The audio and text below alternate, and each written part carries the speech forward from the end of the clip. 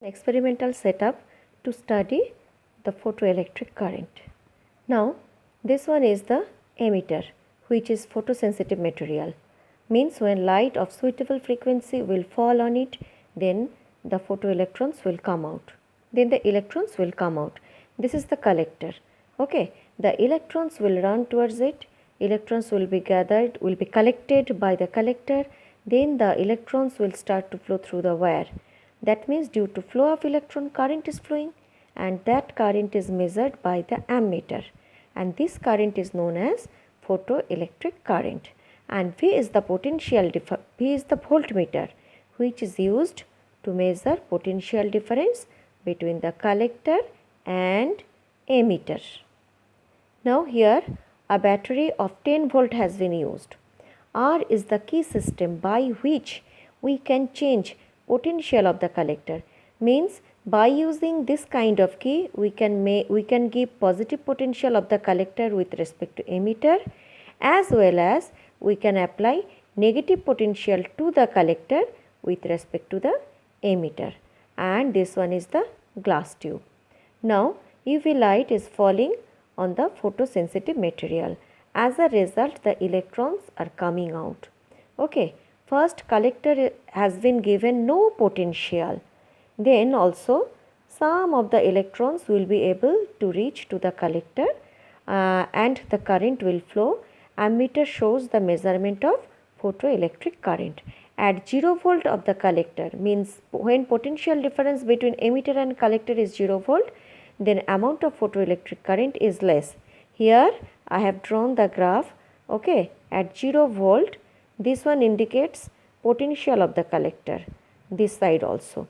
When collector potential is 0, then photoelectric current is this much. Now if you increase the positive potential of the collector, positive potential means accelerating potential. Why accelerating potential? While you are giving positive potential of the collector, positive potential to the collector with respect to emitter, then electrons will feel accelerating force towards the collector. So automatically more and more electrons will run towards the collector because of the attracting force. So the photoelectric current will increase. So look here, the current increases little bit. It increases. Okay, but beyond a certain beyond a certain value of the collector's potential, positive potential, the current becomes saturated. It means beyond certain potential, certain positive potential of the collector, the electrons emitted by the emitter, all the electrons are reaching to the collector. So current becomes maximum, means current becomes saturated. So beyond that, if you further increase the positive potential of the collector, no current will increase. There will be no more increase of electric current. So look here. So current becomes saturated. Okay. So it becomes almost parallel to the potential axis. Accelerating potential means potential of the collector is positive with respect to emitter. Next, by using the key system, reverse the potential of the collector. Now make collector potential negative with respect to emitter. Negative potential means electrons will feel retarding force. Okay, because electrons are carrying negative charge. So when we are applying negative potential to the collector, then electrons will be repelled by the collector. Few electrons will be able to reach to the collector. So amount of current will decrease. Okay. So when we are applying retarding potential, look here, current decreases. At certain negative potential of the collector, no electrons will be able to reach the collector. Okay, that means the current becomes completely zero. That negative potential of the collector is known as retarding potential. That is known as stopping potential. In the graph, it has been denoted as V0. Now, I will discuss the effect of intensity of light on photoelectric current. If we increase intensity of the light, increase of intensity means energy of the photon does not increase. Intensity increases means number of photons increases. Number of incident photon increases means more electrons are coming out. More electrons are coming out means photoelectric current will become more. Therefore, look here, when intensity of light 0 means no light is falling, no current. Okay.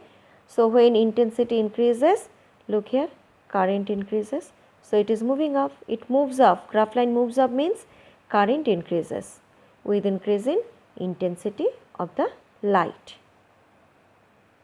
Here remember one thing, frequency of the incident light must be greater than the threshold frequency. Okay, because energy of the photon depends upon its frequency and intensity is related with number of photons. More intensity means more photons. More photons are falling on it means more electrons are coming out means current becomes more. Now in this graph also, if we increase the intensity of the light, with low intensity I am getting this line and with high intensity I am getting this line. But in both the cases stopping potential is same. Why the stopping potential is same? Because stopping potential depends upon kinetic energy of the emitted electron. As intensity changes means only number of photons changes. There is no change in energy of incident photon. No change in energy of the photon means no change of kinetic energy of the electrons. So, with low intensity the maximum kinetic energy of electron and with high intensity the maximum kinetic energy of the electron will be same. So, to stop them same negative potential of the collector is required. I am repeating this point, with change of intensity energy of electrons does not change. So, stopping potential does not change with change in intensity of light. Now, I will discuss about the effect of frequency of light on the photoelectrons, on the photoelectric current. If frequency changes, remember intensity I am keeping, now I am keeping same intensity means number of photons reaching per second on the photosensitive material remains same. I am changing frequency. Frequency of the light changes means energy of the photons changes. Okay, energy changes, so energy of electrons will also change. Clear? When frequency of incident light is less means photons are carrying less amount of energy, then energy of electron will be less.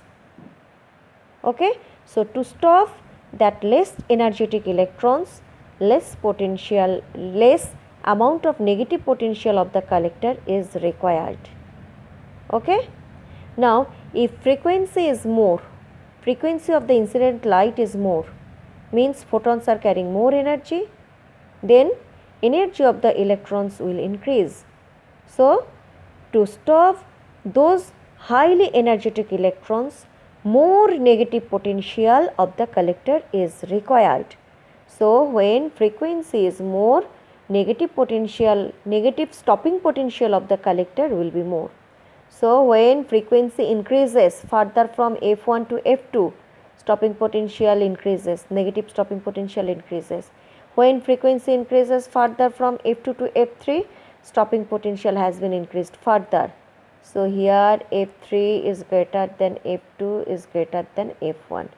These are the frequencies of incident light.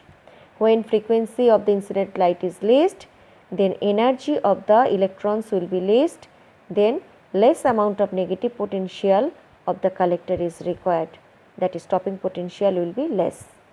When frequency is maximum, then energy of incident photon will be maximum, then electrons will become more energetic, maximum energetic. So to stop them, maximum negative potential is required. Okay, so stopping potential increases. And here I told that as I have used light of different frequencies but same intensity same, so saturated current will be same for 3 different types of light rays.